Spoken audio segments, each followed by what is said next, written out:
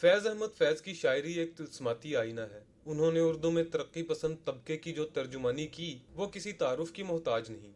फैज़ अहमद फैज़ 13 फरवरी 1911 को सियालकोट में पैदा हुए। उनके वालिद का नाम बैरिस्टर खान बहादुर सुल्तान मोहम्मद खान था। फैज़ साहब ने इब्तदाई तालीम मौलवी मोहम्मद इब्राहिम मीर सियालकोटी जबकि दरसी तालीम Scotch Mission High School Sialkot से हासिल की। स्कूल से फरागत के बाद मरे कॉलेज सियालकोट में तालिब इल्म हो गए, जहाँ शमसुल उलमा सैयद मीर हसन और प्रोफेसर यूसुफ सलीम चिश्ती जैसे मुमताज़ असातिज़ा से अरबी और उर्दू सीखी। मज़ीद हसूल इल्म के लिए फैज़ गवर्नमेंट कॉलेज लाहौर तशरीफ़ ले आए, जहाँ से अंग्रेज़ी अदब में एमए किया। इसके बाद ओरिएंटल कॉलेज से अरबी अदब में भी एमए किया और 1936 में अंजुमन तरक्की पसंद मुसन्नफ़ीन हिंद की पंजाब शाख की बुनियाद रखी। फैज़ साहब माहनामा अदब लतीफ़ के मुदीर के तौर पर फ़राइज़ अंजाम देते रहे। मैं बहुत ही खामोश तबाह बच्ची थी और बहुत डरी डरी रहती थी, और मेरे ख़्याल में इस वजह से शायद अब्बू के साथ मेरी जो गुफ्तगू होती थी उसमें हमेशा उनको पहल करनी पड़ती थी, जो उनके लिए बड़ी दुश्वार चीज़ थी, क्योंकि वो खुद बहुत खामोश रहने के आदी थे। लेकिन वो तरीक़ा इसी तरह से होता था कि कहानी से सिलसिला शुरू होता था, क्योंकि उनको मालूम था कि अगर वो कहानी शुरू करेंगे तो फिर मैं खुद ब खुद आके तो उनकी गोदी में बैठ जाऊंगी और कहानी सुनना शुरू कर दूंगी।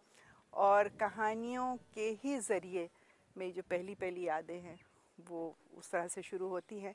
बाद में फिर 47 के ज़माने में चूँकि उन्होंने पाकिस्तान टाइम्स शुरू कर दिया था, तो उनकी मसरूफ़ियत इस कदर बढ़ गई थी कि जब मैं सुबह स्कूल जा रही होती थी तो वो थके हारे उस वक्त सीढ़ियाँ चढ़ रहे होते थे सारी रात प्रेस में गुजारने के बाद। और फिर चंद ही सालों बाद उनका जेल जाना जो था उसने इस राब्ते में एक बहुत शगाफ डाल दिया। एमए कॉलेज अमृतसर में अंग्रेज़ी के लेक्चरर के तौर पर भी काम किया। क़याम पाकिस्तान से पहले फैज़ ने ब्रिटिश आर्मी में नौकरी की और लेफ्टिनेंट कर्नल के ओहदे पर फाइज रहे। ताहम फ़ौज से इस्तीफ़ा देकर 1947 में पाकिस्तान चले आए।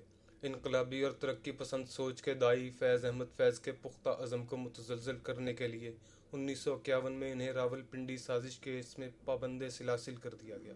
उनको जब जेल में जो मिलने जाना होता था वो ज़िंदगी का इतना बड़ा संगे मील होता था, उसकी तैयारी होती थी, और कभी अगर पैसे होते थे तो कपड़े भी बनते थे। और ये मुझे मालूम है कि वो चंद घंटे, क्योंकि वो चंद घंटों की मुलाकात होती थी, वो हमारे ख़ानदान के लिए कितनी अहमियत रखते थे, क्योंकि वो उन्होंने जो मैं पिछली मर्तबा देखा होता था उससे फिर हमें बहुत मुख्तलिफ पाते थे। हम बड़े हो जा चुके होते थे थोड़े से, तो वो कोशिश करते थे कि भी कुछ बात हम कुछ ऐसी कह दें जिसको बाद में फिर उसके बारे में सोचते रहे। और अम्मी के लिए तो ख़ास तौर पे होता था कि ये कुछ आपने बताना है, ये कुछ करना है। तो वो एक तरह से मैं जब सोचती हूँ तो वो एक फ़िल्म की तरह है जिसमें बड़े लंबे लंबे वक्फे हैं और फिर एक सीन है और फिर लंबा वक्फा है और फिर एक सीन है। 1958 में लगने वाले मार्शल के दौरान उन्हें एक मरतबा फिर जिंदा की हवा खानी पड़ी, जहां से 1959 में रिहाई पाने में कामयाब हुए। फैज़ अहमद फैज़ को 1962 में उनकी इल्मी, अदबी और इनकलाबी खिदमात के अतराफ़ में लंदन अमन इनाम दिया गया। फैज़ साहब 1962 से 1964 तक पाकिस्तान से बाहर रहे। पाकिस्तान वापस आकर कराची में रिहाइश इख्तियार की। यहाँ वो Haroon college, Haroon trust, Pakistan arts council Karachi, Pakistan national council of arts, अमूर सकाफत, वजारत तालीम और एफ्रो एशियाई अदबी अंजुमन से मुंसलिक रहे। आखिर इनकलाब का ये दाई और उर्दू की तरक्की पसंद सोच में एक नई जान फूंकने वाला लफ्ज़ों का ये मसीहा 20 नवंबर 1984 को खालिक हकीकी से जा मिला। फैज़ साहब की ज़ात वो हस्ती है कि जिसके बयान के लिए इंसान की ताकत कलाम जवाब दे जाए। ताहम आज उनकी सालगिरह पर सब तरक्की पसंदों को उर्दू अरब की तरवीज और औज के लिए नए सिरे से अहद करना होगा। शर्की अहमद टीपू, वक्त टीवी, लाहौर।